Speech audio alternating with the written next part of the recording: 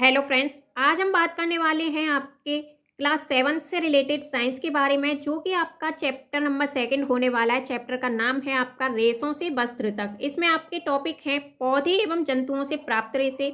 Second topic है आपका ऊन प्रदान करने वाले जंतु। थर्ड टॉपिक है आपका ऊन तैयार करने की विधि। और फोर्थ है आपका रेशम या रेशम कीट का जीवन चक्र, या फिर हम रेशम कैसे प्राप्त करते हैं।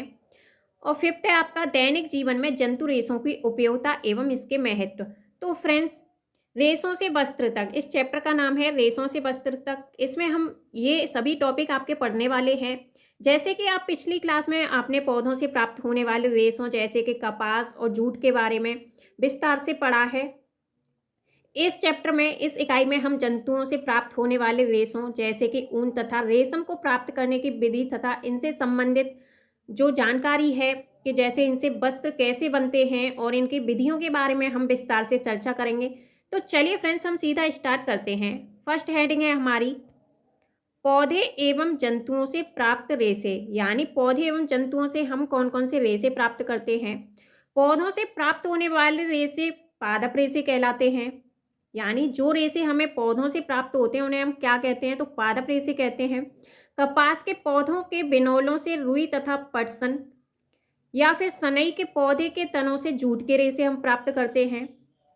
कपास के रेशों का उपयोग कागज, सूती वस्त्र और चादर, पर्दे आदि बनाने में किया जाता है, जबकि जूट के रेशों में रस्सी, बोरा, दरी आदि बनाए जाते हैं।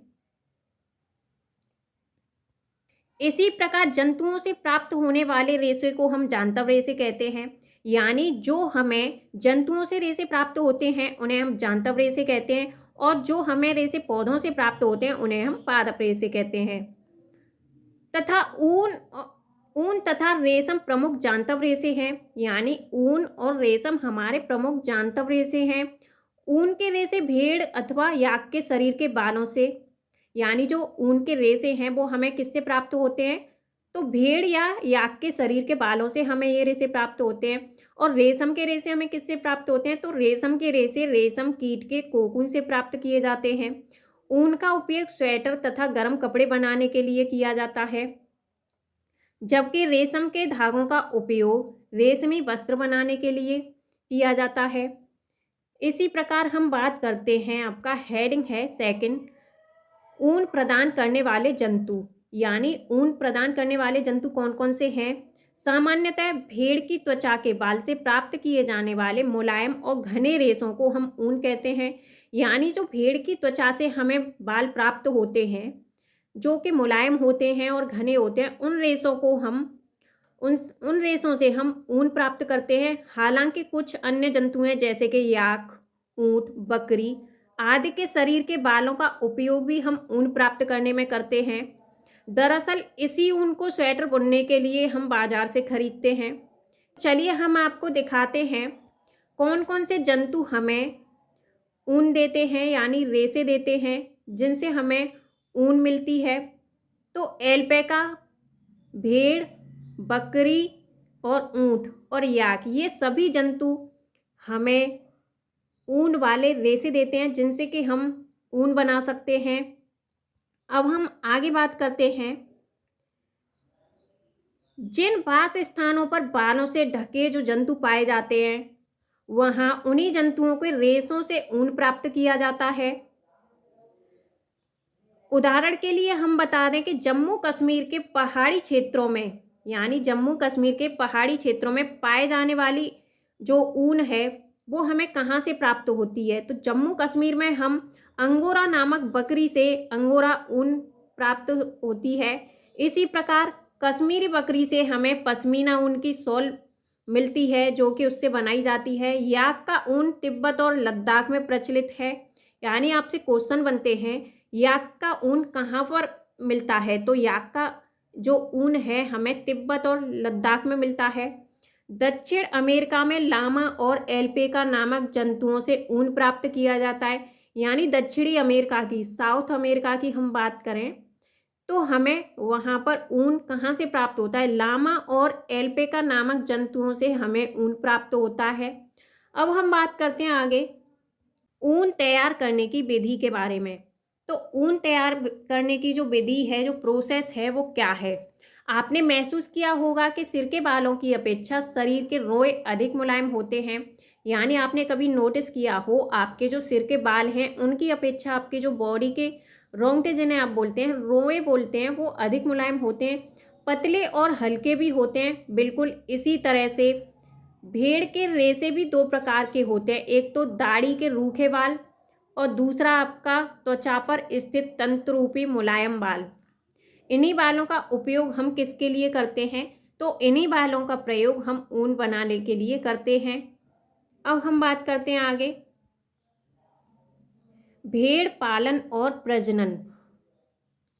हमारे देश के अनेक भागों में भेड़ों को ऊन उत्पादन के लिए पाला जाता है, जैसे कि जम्मू और कश्मीर, हिमाचल प्रदेश, उत्तराखंड, अरुणाचल प्रदेश और सिक्किम के पहाड़ी क्षेत्रों, अथवा हम बात करें हरियाणा, पंजाब, राजस्थान और गुजरात के मैदानी भागों में गरेड़ियों द्वारा भेड़ों के झुंड पाले जाते हैं।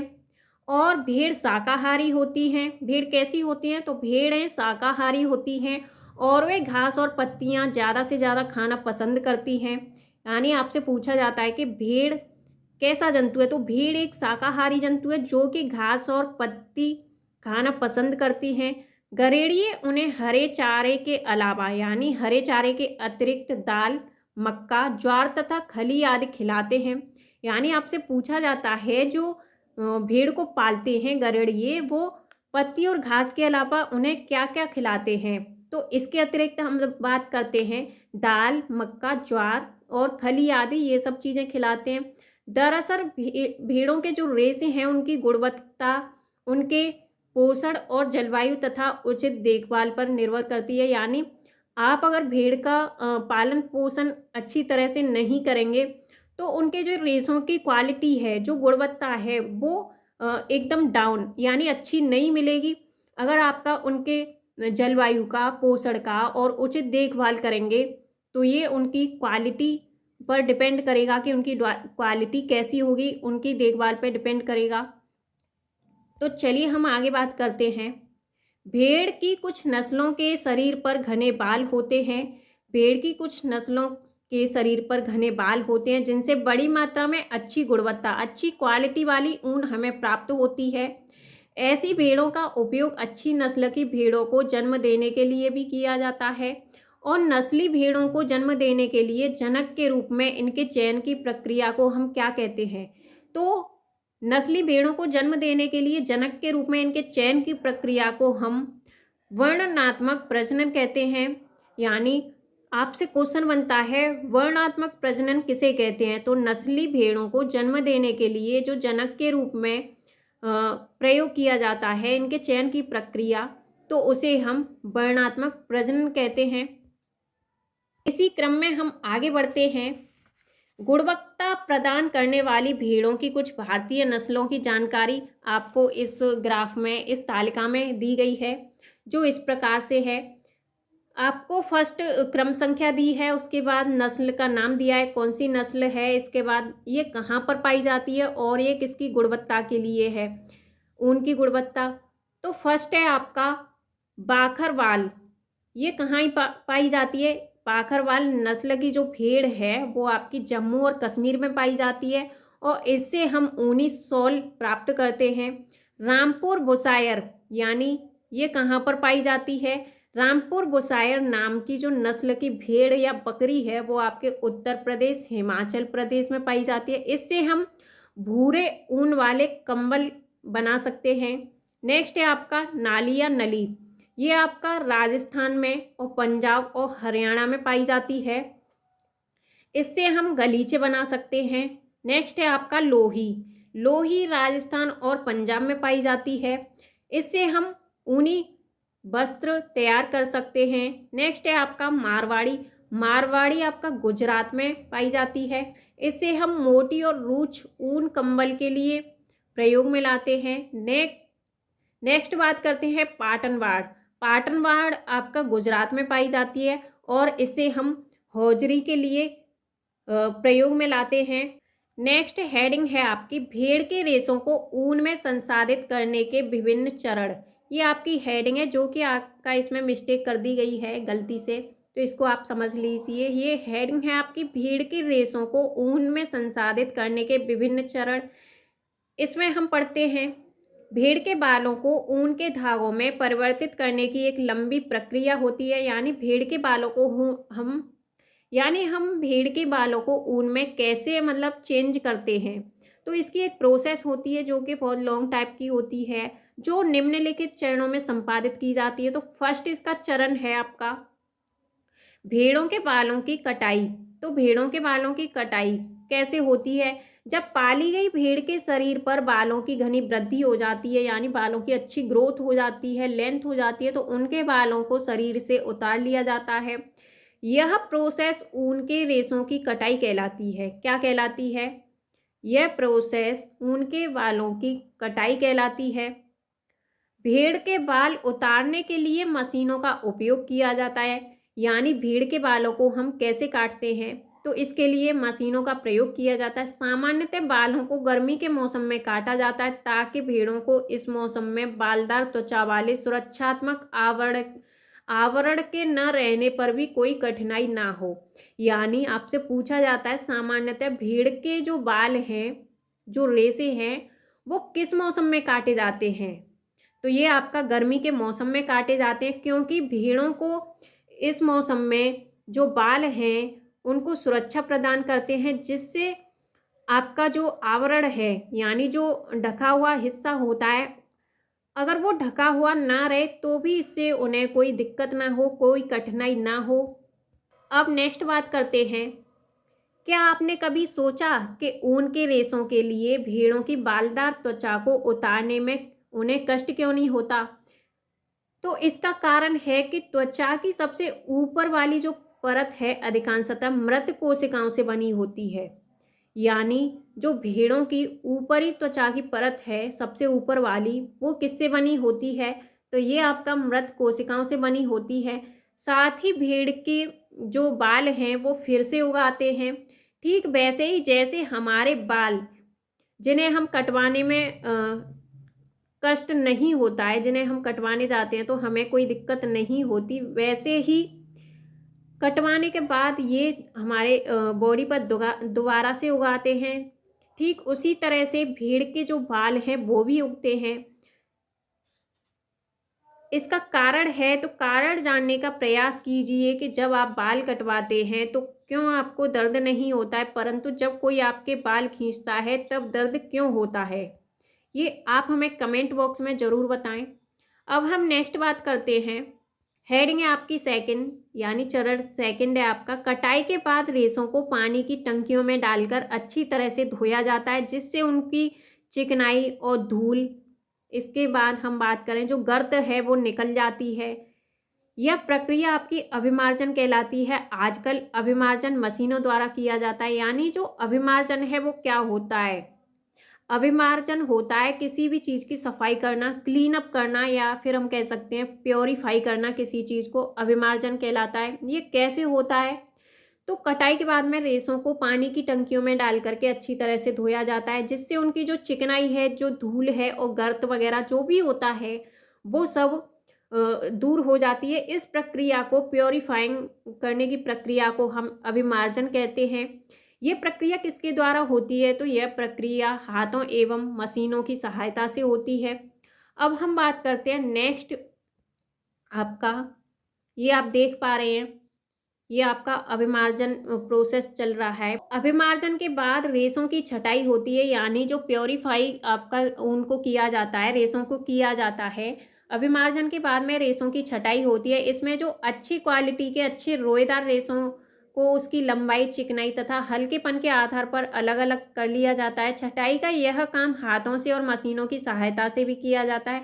आपसे पूछा जाता है कि अभिमार्जन के बाद में रेशों की छटाई जो होती है वो किसके द्वारा होती है? तो ये आपका हाथों और मशीनों के द्वारा भी की जाती है। अब हम बात करते हैं आगे। ये देखिए आपका प्रोसेस है जो कि आपका बालों को भेड़ से हटाया जा रहा है, त्वचा को अलग किया जा रहा है और बालों को अलग किया जा रहा है। उसके बाद में अभिमार्जन की प्रोसेस होती है, फिर हम छटाई करते हैं। इसके बाद में क्या होता है? नेक्स्ट पॉइंट है कताई। यानी चरण सेकंड है आपका कताई। तो कताई क्या होती है? अभिमार्जन से जो प्राप्त रेशे हैं, इनको हम सुखा लेते हैं। इस प्रकार से प्राप्त छोटे छोटे कोमल व फूले हुए रेशों की ऊन के धागों के रूप में कताई की जाती है। यानी जो छोटे छोटे कोमल फूले हुए जो रेशे होते हैं, उनकी ऊन के धागों के रूप में कताई की जाती है। नेक्स्ट है आपका रंगाई। कताई के बाद में क्या होता है? तो इनकी रंगाई, यानी इनको कलरफुल बना दिया जाता है। तो कैसे इनको कलरफुल बनाते हैं? भेड़ अथवा बकरियों से जो प्राप्त रेशे हैं, जैसे कि काले, भूरे अथवा सफ़ेद रंग के रेशे, किस तरह के रेशे होते हैं? तो ये होते हैं आपके काले, भूरे और सफ़ेद रंग के। इनको विविधता पैदा करने के लिए इन रेशों की विभिन्न रंगों की रंगाई की जाती है। इस प्रक्रिया में रंग बिरंगे ऊनी रेशे अक्सर आपस में उलझ जाते हैं। अब आपका है नेक्स्ट ऊनी धागा बनाना, यानी नेक्स्ट चरण है आपका ऊनी धागा बनाना। यानी ऊनी धागा हम कैसे बनाते हैं, इस प्रोसेस के बारे में जानते हैं। तो रंगाई के बाद में, यानी रंगाई के पश्चात जो प्राप्त रेशे हैं, इनको सुलझा के सीधा किया जाता है। यानी जब हम इनको कताई के बाद में रंगते हैं और रंगने के बाद में हम ऊनी धागे जो बनाते हैं, वो कैसे बनाते हैं? तो रंगाई के बाद में जो हमें रेशे प्राप्त होते हैं, इन रेशों को हम सुलझा करके सीधे करते हैं और फिर लपेटकर उनसे धागा बनाया जाता है। लपेट करके धागा बनाया जाता है। लंबे रेशों को काटकर स्वेटरों की बुनाई वाले ऊन में और अपेक्षाकृत छोटे छोटे रेशों को काटकर ऊनी वस्त्रों की बुनाई में उपयोग किया जाता है। इसके बाद हम और कुछ भी जानते हैं, जैसे कि ऊन उद्योग हमारे देश में अनेक व्यक्तियों के लिए जीविकोपार्जन, यानी हमारी जीविका का एक महत्वपूर्ण साधन बन चुका है। परंतु जंतु रेशों की छटाई करने वाले कारीगर कभी कभी एंथ्रेक्स नामक जीवाणु द्वारा संक्रमित हो जाते हैं। यानी जो रेशों की छटाई करने वाले कारीगर होते हैं, उनको कौन सी बीमारी हो जाती है और कैसे होती है? तो ये एंथ्रेक्स नामक जीवाणु के द्वारा बीमारी होती है, जो कुछ समय के बाद एक घातक रुधिर रोग, जिसे हम कहते हैं सोटस रोग। भेड़ों की संख्या की दृष्टि से हम बात करें तो चीन और ऑस्ट्रेलिया के बाद भारत का विश्व में तीसरा स्थान है। यानी भेड़ों की संख्या में सबसे पहले किसका नंबर है? चीन का, फिर ऑस्ट्रेलिया, इसके बाद में तीसरा नंबर है आपका भारत का, जो कि विश्व में है। गुणवत्ता की दृष्टि में आपका हम बात करते हैं तो क्वालिटी में न्यूजीलैंड की मेरिनो भेड़ों से सबसे अच्छा ऊन प्राप्त किया जाता है। यानी क्वालिटी में अगर बात करें तो न्यूजीलैंड में मेरिनो भेड़ से सबसे अच्छा ऊन प्राप्त होता है। अब हम आगे बात करते हैं रेशम के बारे में। तो रेशम एक कैसा रेशा है? रेशम एक प्राकृतिक रेशा है जो रेशम कीट के हमें कोकून से प्राप्त होता है। ये किससे प्राप्त होता है? रेशम कीट के कोकून से प्राप्त होता है। प्राचीन काल में राजसी वस्त्र रेशम के ही बने होते थे। रेशमी वस्त्र हल्के, चिकने, मजबूत, टिकाऊ तथा आकर्षण होते हैं। और इसके अलावा हम बात करें रेशम का आविष्कार किस देश में हुआ? तो रेशम का आविष्कार आपका चीन देश में हुआ था। चीन वर्तमान समय में भी विश्व का सर्वाधिक रेशम उत्पन्न करने वाला देश है। यानी हम बात करें प्रेजेंट में विश्व में सर्वाधिक रेशम उत्पन्न करने वाला देश कौन सा है? तो ये है आपका चीन। भारत भी व्यावसायिक स्तर पर बहुत अधिक, यानी विश्व का लगभग 13% रेशम का उत्पादन करता है। यानी व्यावसायिक स्तर पर हम बात करें तो 13% भारत में रेशम का उत्पादन किया जाता है। अब आगे हम बात करते हैं रेशम कीट का जीवन चक्र। तो रेशम कीट शहतूत, अरंडी, ओक इत्यादि के पेड़ पर पाले जाते हैं। यानी जो रेशम के कीट हैं वो किस पर, यानी किन किन पेड़ों पर पाले जाते हैं? कीट हैं वो रेशम कीट, आपके शहतूत, अरंडी, ओक, इन सभी पेड़ों पर पाले जाते हैं। मादा रेशम कीट सैकड़ों की संख्या में अंडे देती हैं। ये आपसे बात की जाती है मादा रेशम कीट सैकड़ों की संख्या में, यानी जो अंडे हैं वो हमें प्रदान करते हैं, जो शहतूत की पंक्तियों की निचली सतह पर चिपके होते हैं। ये रेशम के जो कीट हैं वो कहाँ पे चिपके होते हैं? शहतूत की पत्तियों की निचली सतह पर चिपके होते हैं। इन अंडों से सफ़ेद रंग के लार्वा निकलते हैं। यानी अंडों से क्या क्या निकलता है? तो इन अंडों से हमें सफ़ेद रंग के लार्वा दिखाई देते हैं, जिन्हें हम क्या कहते हैं? तो इन्हें हम कहते हैं कैटरपिलर यानी इल्ली, यानी इन्हें ही हम लार्वा कहते हैं। ये पेड़ की कोमल पत्तियों को खा जाते हैं और 4 से 6 हफ्तों में वृद्धि करके जीवन चक्र की अगली अवस्था में ये प्रवेश करते हैं। रेशम कीट के लार्वा में एक विशेष ग्रंथि होती है, यानी जो रेशम कीट का लार्वा है इसमें कौन सी ग्रंथि होती है? इनमें बहुत ही विशेष ग्रंथि होती है, जिसे हम रेशम ग्रंथि कहते हैं। इस ग्रंथि से अत्यंत महीन और लसदार पदार्थ हमें स्रावित होता है, जो कि प्रोटीन युक्त होता है। ये कैसा पदार्थ होता है? तो ये एक लसदार पदार्थ हमें स्रावित करते हैं, जो कि किसका बना होता है? जो कि प्रोटीन का बना होता है। इस प्रकार से आप देख सकते हैं। अब हम आगे बात, लार्वा किस प्रकार का होता है? तो लार्वा अंग्रेजी की संख्या 8 के आकार के आगे से पीछे की ओर गति करते हुए अपने चारों ओर इसे लसदार पदार्थ को लपेटता जाता है, और जो कि हवा के संपर्क में आने पर सूखकर रेशम के रेशे में बदल जाता है। यानी ये किस प्रकार का होता है? तो अंग्रेजी की संख्या 8, यानी जो 8th संख्या आपकी इसके आकार में होता है, जो कि पीछे की ओर गति करते हुए अपने चारों ओर इससे लसदार पदार्थ है उसको लपेटता जाता है, जो कि हवा में संपर्क करने पर ये सूखता है और इससे हमें जो रेशम है उसके रेशे के रूप में बदल जाता है। इसी प्रकार हम कह सकते हैं कि जो लार्वा है वो प्यूपा में रूपांतरित हो जाता है। लार्वा को किस में परिवर्तित कर दिया जाता है? तो लार्वा खुद ही हवा के संपर्क में आके ये प्यूपा के रूप में चेंज हो जाता है। रेशम के रेशों से लिपटे हुए प्रत्येक प्यूपा एक सफेद गोलाकार संरचना में बंद हो जाते हैं।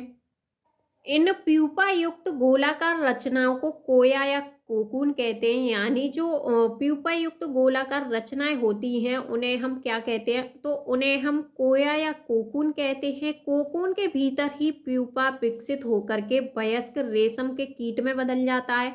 अंत में रेशम कीट कोकून के रेशों को काटते हुए बाहर निकल आते हैं तथा अपना नया जीवन चक्र प्रारंभ करते हैं।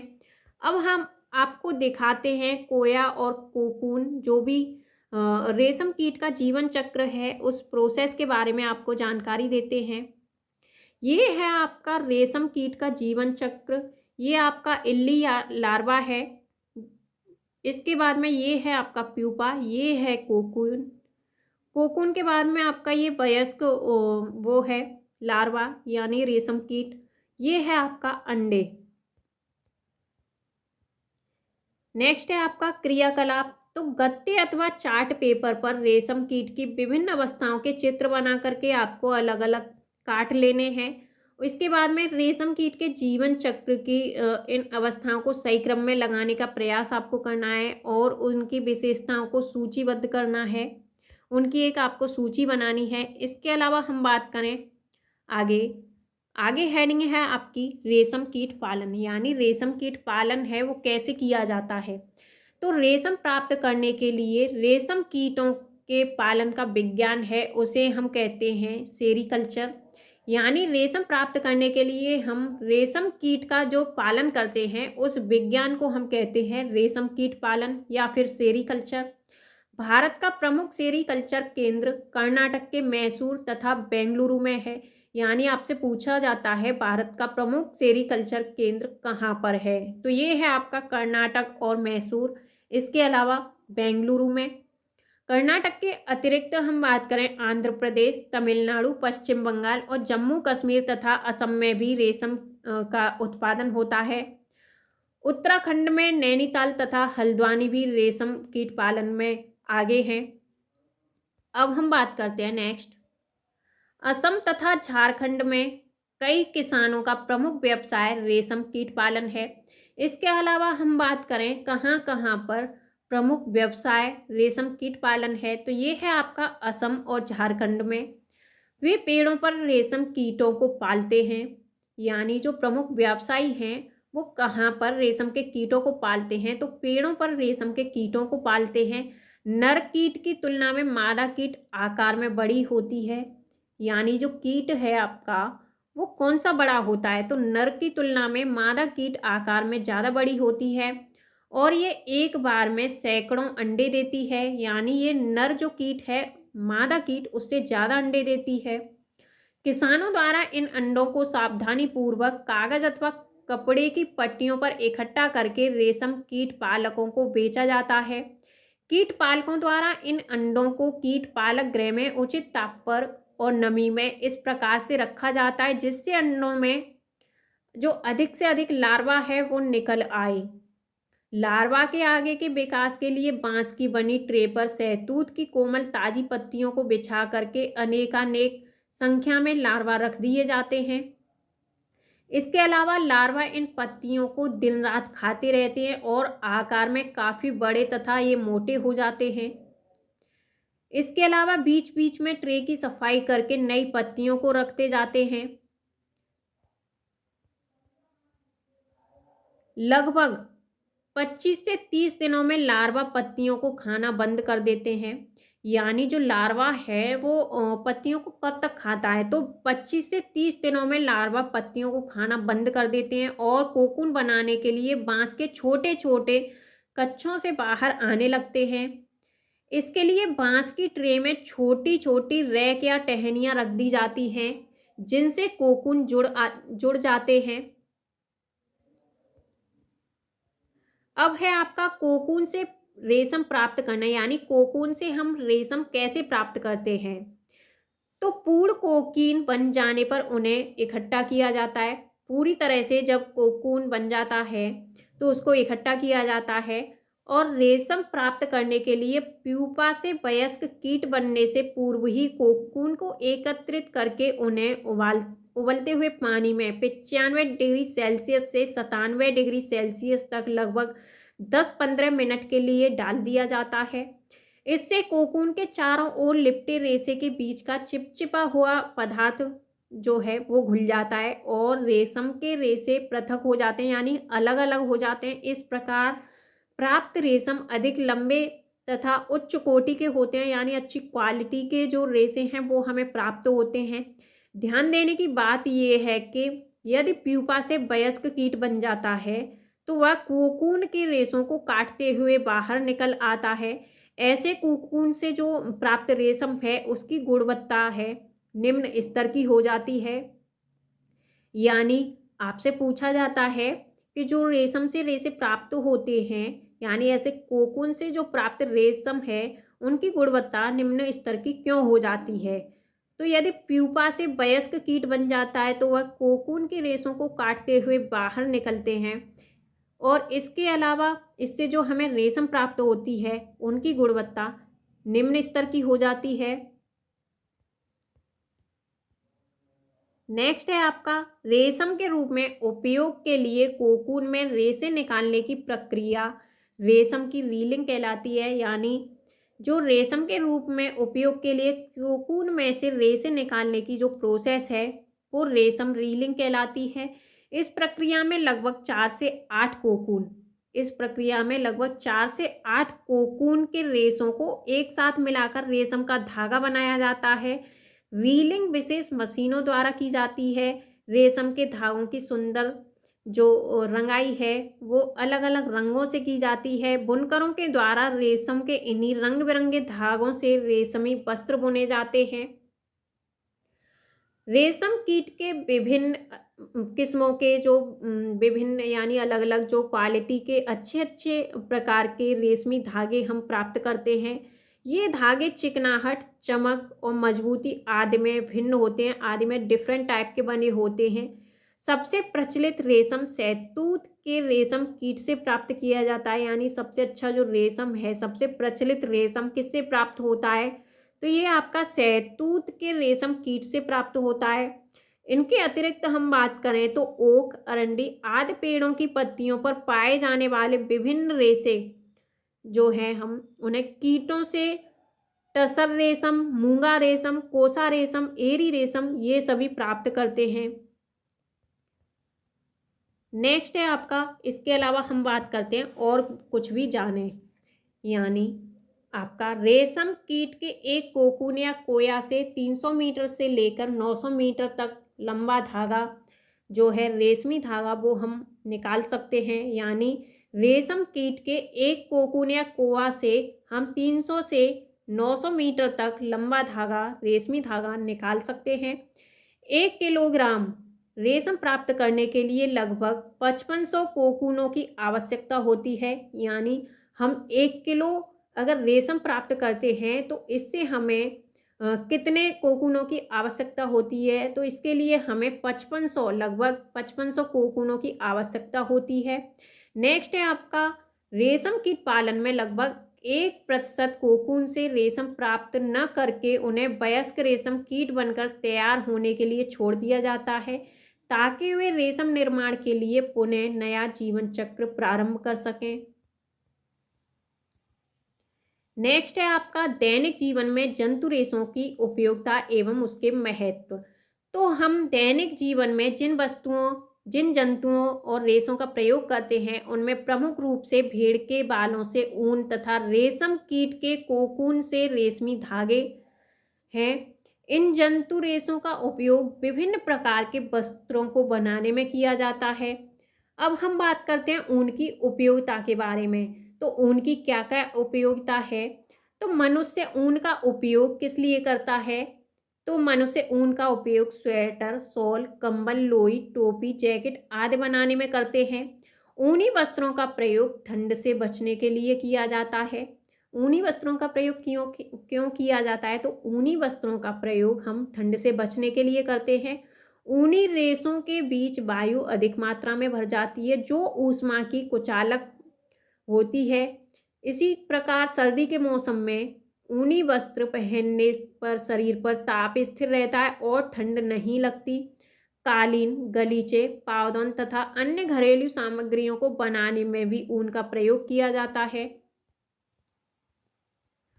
अब हम बात करते हैं आगे रेशम की उपयोगिता। तो रेशम की उपयोगिता, रेशम से बने वस्त्र हल्के, मुलायम, चमकीले, लचीले, मजबूत तथा टिकाऊ होते हैं और रेशमी वस्त्र पहनने में आरामदायक भी होते हैं। इसीलिए इनसे बने वस्त्रों का उपयोग किसी भी मौसम में बहुतायत से होता है। भारत में रेशमी धागों से बनी रेशमी बनारसी साड़ियाँ, घाघरा चोली, यानी भारत में रेशमी धागों से बनी रेशमी बनारसी साड़ियाँ, घाघरा चोली, चूड़ीदार शेरवानी अत्यधिक प्रचलित हैं, जिन्हें विशेष अवसरों पर हम पहनते हैं। आजकल कृत्रिम रेशम से बने वस्त्रों का उपयोग चलन में अधिक है। वस्त्रों के अतिरिक्त हम बात करें तो रेशम से अन्य वस्तुएं जैसे कि पैरासूट, रेशम से इनके अलावा पैरासूट, बुलेट प्रूफ कपड़े, ऑपरेशन में प्रयुक्त होने वाले टांके आदि भी बनाए जाते हैं। यानी जो ऑपरेशन में टांके आपको लगाए जाते हैं वो किसके बने होते हैं? तो ये भी आपका रेशम के बने होते हैं। इसके अलावा हम आगे बात करते हैं क्रियाकलाप सेकंड के बारे में। तो कृत्रिम रेशा तथा शुद्ध रेशम का एक एक धागा लीजिए। इन धागों को सावधानी पूर्वक जलाइए। दोनों प्रकार के रेशमी धागों के जलते समय उठने वाले गंध को सूंघकर अंतर समझने का प्रयास कीजिए। अब एक ऊनी धागे को जलाइए तथा इसकी तुलना में कृत्रिम और शुद्ध रेशम के जलने की जो गंध है उसे आपको महसूस करना है। कृत्रिम रेशे के धागे जलने पर पिघलते हैं और पिघल करके सिकुड़ते हुए गोली नुमा हो जाते हैं तथा इस क्रम में तीखी सी गंध निकलती है। दूसरी ओर शुद्ध रेशम की बात की जाए तो शुद्ध रेशम तथा ऊन एक अच्छी गंध के साथ पूरी तरह से ये जल जाते हैं। अब हम आगे बात करते हैं हमने सीखा। तो हमने क्या क्या सीखा? पॉइंट नंबर फर्स्ट है आपका, भारत में प्रमुख जो ऊन है वो भेड़ों की त्वचा के मुलायम बालों से हमें प्राप्त होती है। इसके अलावा भेड़ के अतिरिक्त याक, ऊंट, बकरी आदि के जो त्वचीय बालों से भी हमें ऊन है वो प्राप्त होती है। नेक्स्ट है आपका भेड़ के बालों को ऊन के धागों में परिवर्तित करने की प्रक्रिया को ऊन का संसाधन कहते हैं। नेक्स्ट है आपका रेशम कीट के कोकून से रेशम प्राप्त किया जाता है। नेक्स्ट है आपका रेशम प्राप्त करने के लिए रेशम कीटों के पालन का विज्ञान है, उसे हम सेरीकल्चर कहते हैं। नेक्स्ट है आपका कोकूनों से रेशम के रेशे निकालने की प्रक्रिया रेशम रीलिंग कहलाती है। नेक्स्ट पॉइंट है आपका ऊन से स्वेटर, शॉल, कंबल, कालीन, गलीचे आदि बनाए जाते हैं। इसके अलावा रेशमी धागों से रेशमी बनारसी साड़ियाँ, घाघरा चोली, चूड़ीदार शेरवानी ये सभी बनाए जाते हैं। अब हम बात करते हैं अभ्यास प्रश्नों की। इसमें है फर्स्ट आपका सही विकल्प छांट के अपनी उत्तर पुस्तिका में यानी आपको अपनी नोटबुक में लिखना है। फर्स्ट क्वेश्चन है ऊन धारण करने वाले जंतु कौन से होते हैं? ऊंट या याक। इसके अलावा एल्पेका तथा लामा। थर्ड है आपका अंगोरा बकरी तथा कश्मीरी बकरी। फोर्थ ऑप्शन है आपका उपरोक्त सभी। तो इसका सही आंसर होगा जो हमें ऊन धारण करने वाले जंतु हैं वो हैं आपके उपरोक्त सभी, यानी ऑप्शन नंबर डी आपका सही आंसर होगा। नेक्स्ट क्वेश्चन है आपका भेड़ तथा रेशम कीट होते हैं। ऑप्शन ए शाकाहारी, ऑप्शन बी मांसाहारी, ऑप्शन सी सर्वाहारी, ऑप्शन डी अपमार्जक। तो भेड़ तथा रेशम के कीट होते हैं आपके शाकाहारी, यानी ऑप्शन ए आपका सही आंसर होगा। इसके अलावा हम बात करते हैं नेक्स्ट क्वेश्चन की। नेक्स्ट है आपका भेड़ के रेशों की चिकनाई, धूल और गर्द निकालने के लिए की जाने वाली प्रक्रिया क्या कहलाती है? ऑप्शन फर्स्ट है आपका अभिमार्जन कहलाती है, या फिर संसाधन, या फिर रीलिंग, या फिर कटाई तथा छटाई।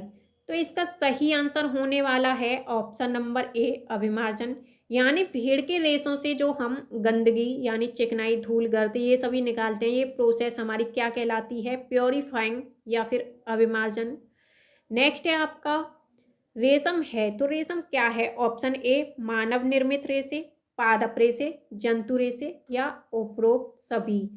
तो इसका सही आंसर होने वाला है आपका रेशम होती है आपकी। इसका सही आंसर होगा ऑप्शन नंबर सी जंतु रेशे। अब आगे आपके प्रश्न हैं।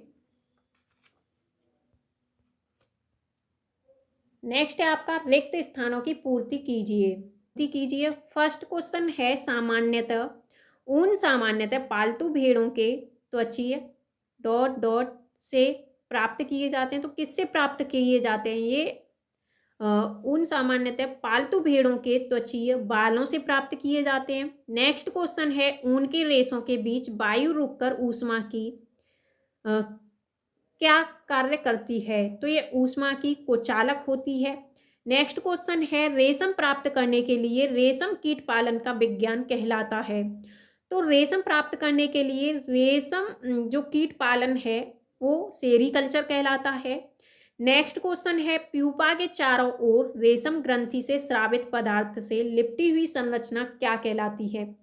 तो लिपटी हुई संरचना आपकी कोकून कहलाती है। नेक्स्ट क्वेश्चन है रेशम उद्योग के कारीगर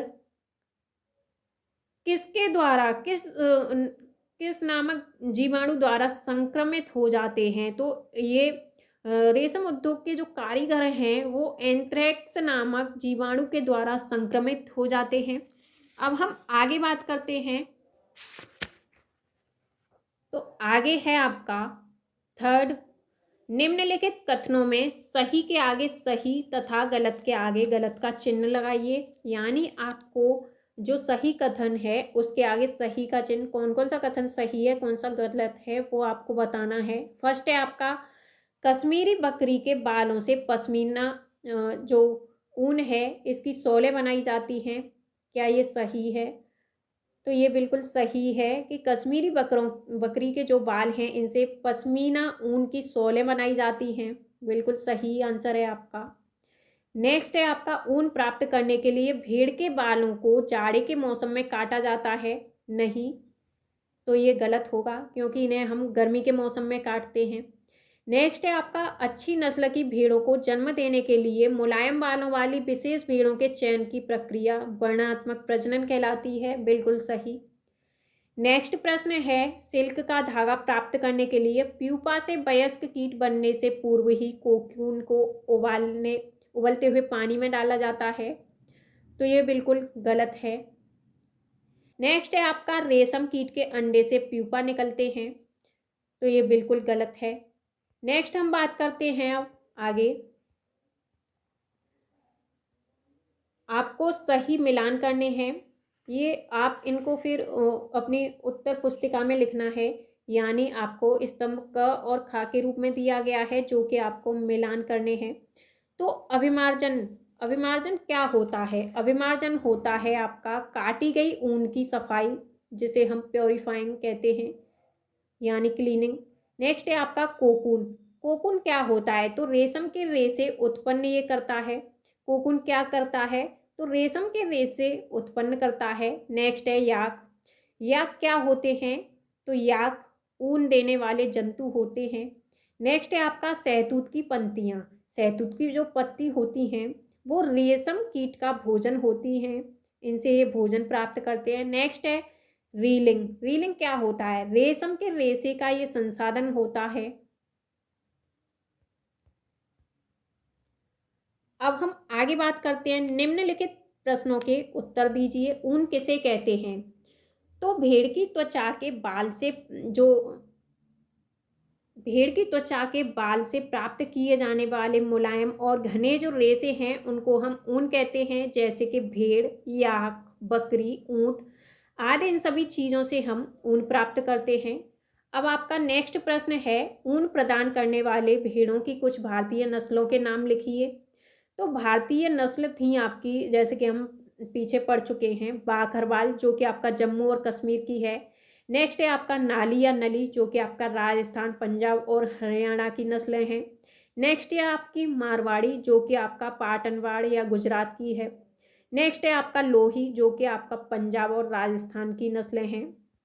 अब हम बात करते हैं वर्णात्मक प्रजनन से आप क्या समझते हैं। तो अच्छी नस्ल की भेड़ों को जन्म देने के लिए मुलायम बालों वाली विशेष भेड़ों के चयन की प्रक्रिया वर्णात्मक प्रजनन कहलाती है।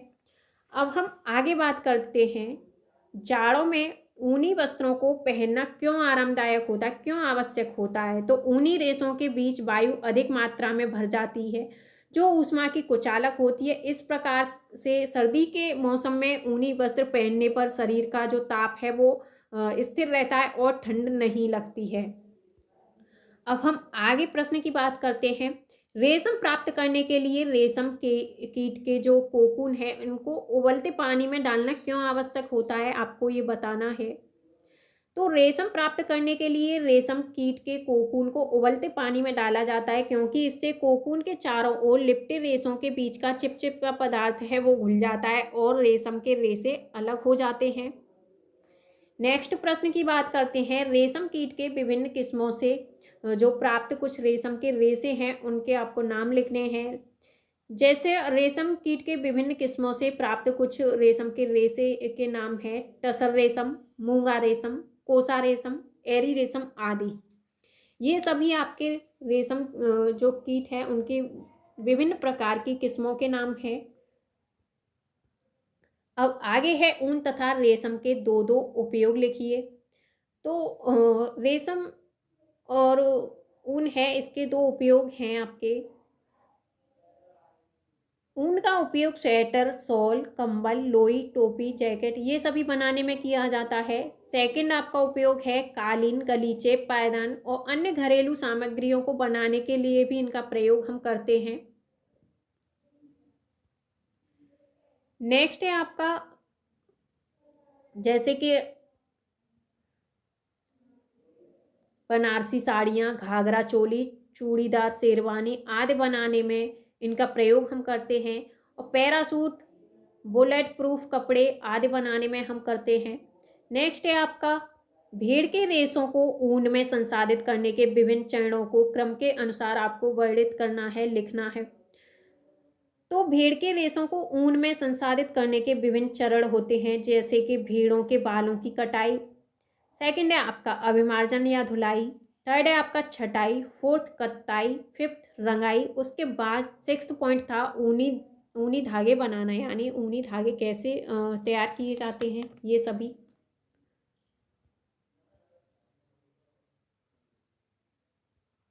और फ्रेंड्स आपको लास्ट में रेशम कीट का जो जो जीवन चक्र है उसको आपको चित्र के माध्यम से दर्शाना है। अब आपका ये प्रोजेक्ट कार्य दिया गया है जो कि आपको खुद से ही करना है। इसके बाद में अगर आपने अभी तक फ्रेंड्स चैनल को सब्सक्राइब नहीं किया है तो आप चैनल को सब्सक्राइब करके वीडियो को लाइक, और अगर आप चैनल पे कुछ पूछना चाहते हैं, आपको कोई भी प्रॉब्लम है तो वो आप कमेंट बॉक्स में लिख के पूछ सकते हैं। तो फ्रेंड्स, आप एक बार, अगर आपको वीडियो अच्छी लगी हो तो प्लीज़ आप चैनल को सब्सक्राइब करके वीडियो को लाइक ज़रूर करें। Thank you.